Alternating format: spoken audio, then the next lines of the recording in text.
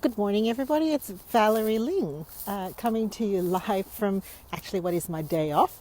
Right after this video, I will seal off my day and have a day off. I'm looking a bit rock starish here. I thought I would just go live to you because I am walking out with this ridiculous outfit on today. It doesn't quite look so ridiculous if you've got the full view, and I can give you the justification for it, which I'll give it to you at the end.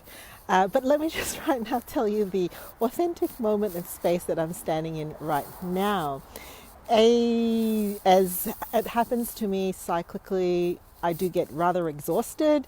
Last night I slept from 8:30 p.m. all the way through to the morning and realized that I'm in one of my cycles. What is one of those cycles? It is when I start to actually doubt that what I'm doing is actually of any real substance. Is this a dumb idea? And this morning, I so happened to have a great pep talk with someone in my family, and then consequently watched a great video, and it reminded me about ridiculous ideas.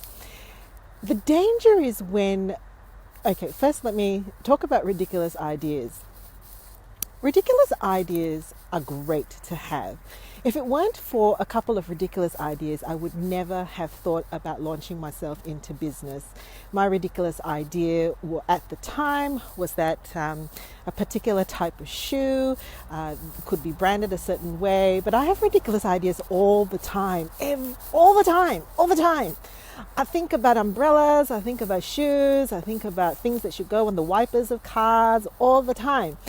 And I've come to understand that ridiculous ideas are the playground of creativity. You look at kids, they come up with the most fascinating things. It's probably why I love seeing kids so much. I love that they have no idea of what a silly idea is, or have any kind of real thought about what other people are going to think, right?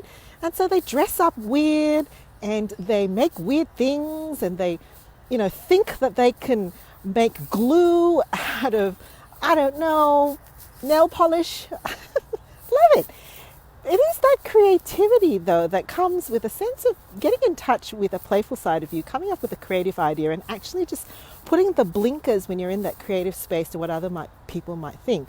But the most dangerous space of all, when you are a creative and when you are an impact entrepreneur, or even someone who is trying to make a difference, the most dangerous space you can get in is when you underestimate yourself.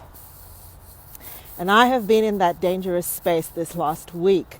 When you underestimate yourself and you start to second guess your thoughts, your ideas, and let me be blunt, okay? You got to have a solid group of people around you who can genuinely tell you, watch out for the cliff, or who can genuinely tell you because they know you.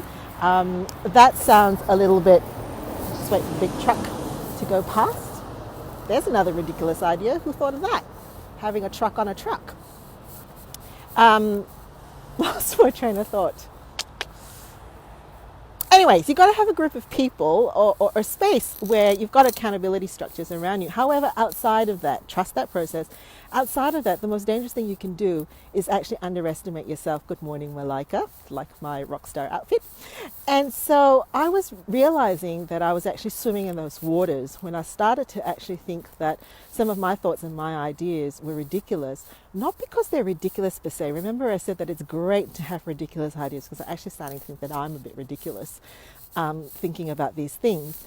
So I decided this morning, that I was actually going to step out into the alternate space. So when you do rescripting work with people, I often do it with myself, you actually have to step into that space where you challenge your notion that you are ridiculous. Now, I think I look ridiculous, but I actually don't really look ridiculous.